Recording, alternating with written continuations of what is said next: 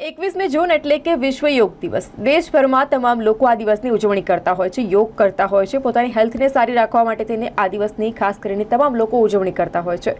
અને વડોદરામાં જ્યારે યોગ દિવસ આવવાનો હોય તેના પૂર્વે જ તમામ જે યોગ રસિકો છે તેમને યોગ શીખવાડવા માટે યોગની પ્રેક્ટિસ કરવામાં આવી હતી. શહેરના ભાયલી રોડ વિસ્તારમાં આવેલ એક ખાનગી કેફે ખાતે યોગાના રસિકો માટે યોગાની પ્રેક્ટિસનું આયોજન કરવામાં આવ્યું હતું. વિશ્વભરમાં ભારત સૌથી જૂનો સંસ્કૃતિનો દેશ છે અને યોગ વિદ્યાના કારણે ઘણા બધા લોકો શારીરિક અને માનસિક સ્વસ્થતા પ્રદાન કરી રહ્યું છે.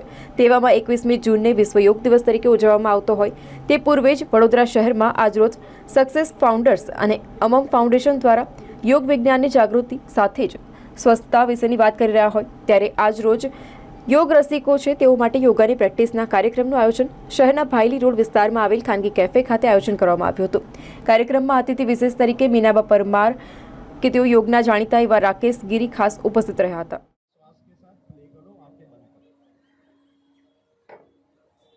आंखें बंद ही रखना. अब श्वास को न भरना है न छोड़ना है, चलने दो. धीरे श्वास भरो, धीरे धीरे छोड़ो. अब बहुत देख लिया, अब आंखें बंद करके ही करो. अब आंखें बंद करके देखो, कुछ अंदर जा रहा है, कुछ बाहर है, उसी के बारे में सोचना है. बाहर के कोई दूसरे विचार आए, कोई आवाज आए, कोई मूवमेंट है,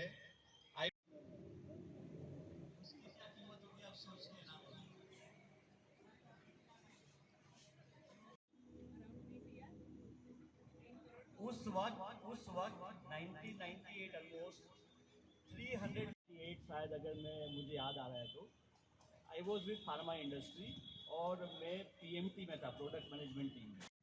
देखो कितने अच्छे लोग आप तैयार होकर के आए है ना, कितनी मेहनत की होगी, मिरर में देखा होगा, सब अच्छा किया होगा. कार्यक्रम को आगे बढ़ा पाए. जिन्होंने प्रोग्राम ऑर्गेनाइज किया और अभी बताया तो हमारे भाई साहब जी. एक हफ्ता हम पूरा 1 week we will continue with the yoga. I request everyone. આજે સક્સેસ ફાઉન્ડર કંપની દ્વારા અમે લોકોએ પ્રી યોગ દિવસની ઉજવણી કરવા જઈ રહ્યા છે, જેમાં જેટલા પણ લોકોને યોગ કરવો હોય, જે 21 તારીખના મેઇન યોગા ડે સેલિબ્રેશનમાં જતાં પહેલાં નાની અમે પ્રેક્ટિસ કરાવીએ છીએ, એટલે 19, 20 અને 21ના મેઇન યોગા ડે સેલિબ્રેટ કરી શકીએ. તો આની માટે અમે લોકોએ આ કાર્યક્રમ રાખ્યો છે. અને પ્રથમવાર આયોજન કર્યું છે?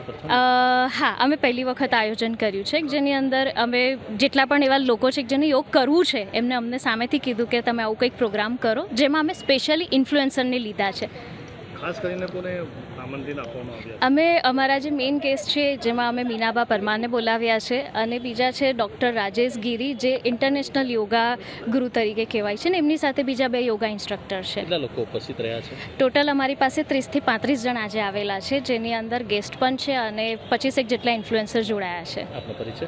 મારું નામ છે મયુરી જાદવ શાહ. હું સક્સેસ ફાઉન્ડર કરીને કંપની રન કરું છું અને એની સાથે ઇન્ફ્લુએન્સર્સના પ્રોગ્રામ્સ કરું છું. ભારત દેશ એ પ્રાચીન સંસ્કૃતિનો દેશ છે, ત્યારે ભારતની અંદર વર્ષોથી વેદ અને પુરાણ કાળથી ઋષિઓ દ્વારા આપણને યોગનું, વેદ અને પુરાણનું સારું એવું જ્ઞાન આપવામાં આવ્યું છે અને ભારત દેશની અંદર યોગનું મહત્ત્વ હંમેશા રહ્યું છે.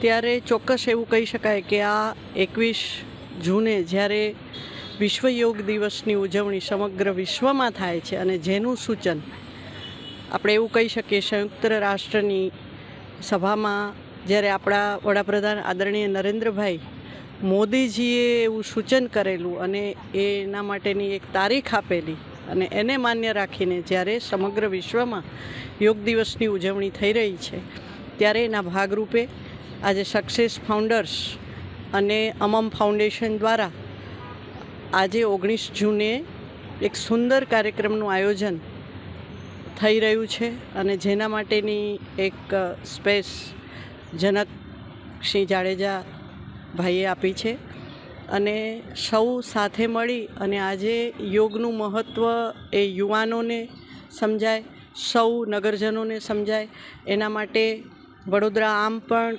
કલ્ચરલ સિટી છે, શિક્ષણની નગરી છે સયાજીરાવની, ત્યારે એ યોગનું પણ જ્ઞાન મેળવે, યોગનું પણ શિક્ષણ મેળવે, એના માટેના સુંદર પ્રયત્નો જ્યારે થઈ રહ્યા છે, ત્યારે અહીંયા નિષ્ણાંત યોગના યોગ ગુરુ ભાઈ ગિરીભાઈ અને બેનશ્રી પછી અમારા મયુરીબેન જેઓ સક્સેસ ફાઉન્ડર્સના પોતે પ્રણેતા છે અને એમના એક ઉદ્દેશથી આ કાર્યક્રમનું સુંદર આયોજન થયું છે. ત્યારે આપણે બધા બહુ ખૂબ સારી રીતે જાણીએ છીએ કે યોગ એ માનસિક અને શારીરિક દરેક શક્તિ માટે એ યોગ કરવા ખૂબ જરૂરી છે. અને સમગ્ર ભારતે વિશ્વને એવો સંદેશ આપ્યો છે કે યોગ દ્વારા તમે શારીરિક અને માનસિક શક્તિને વધારી શકો છો અને તમારી એ માનસિક તંદુરસ્તીની પણ જાળવણી ખૂબ જરૂરી હોય છે.